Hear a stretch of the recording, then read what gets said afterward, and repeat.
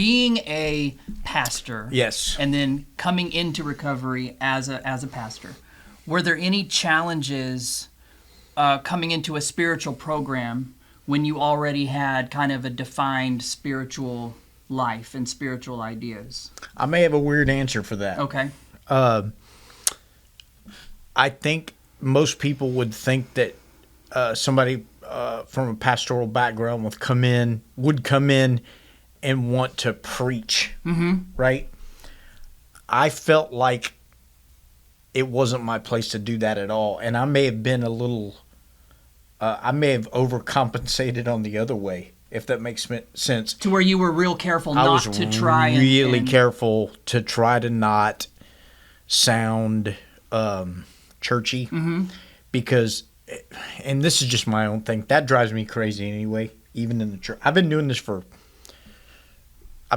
25 years. Ministry. As a vocation. Right. Okay, full time. Right. And I still can't take it when people come up and do the churchy Christianese, so to speak, and do all that kind of stuff. Because unfortunately, in my experience, the more I hear that from somebody, the less they really are like that in their own life, that it's fake. And that's not everybody. I'm not saying all in all. But a lot of times, the more I hear somebody try to do that in their speech, it makes me get a little bit wary, because I can see it in people more than I want to hear it in the way that they talk. And I was just real careful not to be that kind of a guy in a recovery meeting.